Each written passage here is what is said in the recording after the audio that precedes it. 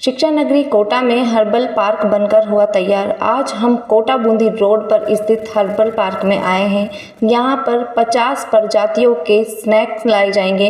Herbal park के अंदर ही snack park बनाया जा रहा है। यहाँ पर स्नैक्स को लाया जाएगा। 50 तरह की प्रजातियाँ यहाँ पर लाई जाएंगी। 10 करोड़ की लागत के बाद हर्बल पार्क बनकर तैयार हुआ है।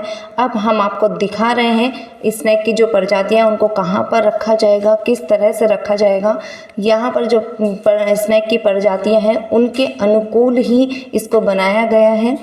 जंगल का ढांचा इसको दिया गया है, बिल्कुल जंगल की तरह से इसको बनाया गया है। अलग अलग चैम्बर बनाए गए हैं जिससे कि स्नैक बाहर नहीं आ सके, उसके लिए कांच लगाए गए हैं। उनके पानी की व्यवस्था की गई है, कांच लगाए गए हैं। उसके सामने एक रेलिंग लगाई गई है जिससे कि वन्य जीव प्रेमी अगर देखने आते हैं तो उनसे सांपों को उनसे नुकसान ना हो और वो आराम से उसको देख सकें। यहाँ पर सांपों के अनुकूल ही वातावरण बनाया गया है। उनके पानी की व्यवस्था की गई है, उनके पानी पीने की व्यवस्था की, खाने पीने की व्यवस्था की गई है। बिल्कुल जंगल का ढांचा दिया गया है। यहाँ पर जो मेडिकल स्टूडेंट हैं वो भी ये रिसर्च कर पाएंगे सांपों के ऊपर। यहाँ पर अजगर को भी लाया जाएगा और घायल सांपों का इलाज करवाया जाएगा। यहाँ पर सांपों के ऊपर रिसर्च भी किया जाएगा। मेडिकल स्टूडेंट उनका इलाज करेंगे, उनके ऊपर रिसर्च करेंगे।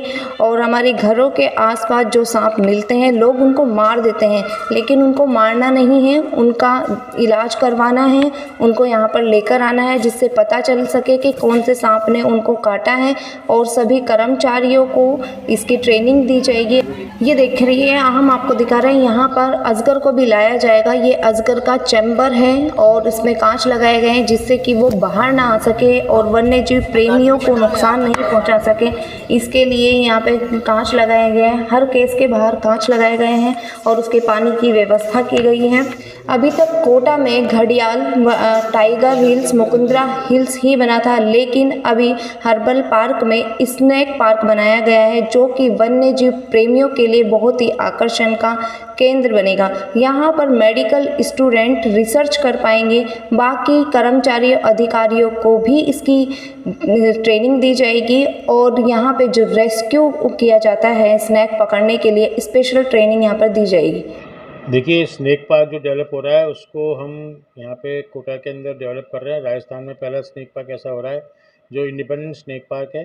हम जो वैरायटीज़ लेकर के आने की कोशिश में है वो एक तो इंडिया की जो स्नैक्स हैं, कोबरा है, क्रेट है, रशल्स वाइपर है, सॉफ्ट स्केल्ड वाइपर है, इंडियन स्नैक्स हैं जिसमें धामन भी होता है, नॉन वेनेमस स्नैक हैं, और टायर्स म्यूकोसस, और इसके अलावा एरेक्स कोनिकस, एरेक्स जोनाई दुमुई की वैरायटीज़ हैं, सैंड बोआ, कील बैग, ये स्नैक्स लेकर के आएंगे। हम इन वैराइटीज़ के सांप लाएंगे। कुछ कोशिश में है कि कुछ बाहर के सांप भी लेकर के आएंगे इसके अंदर।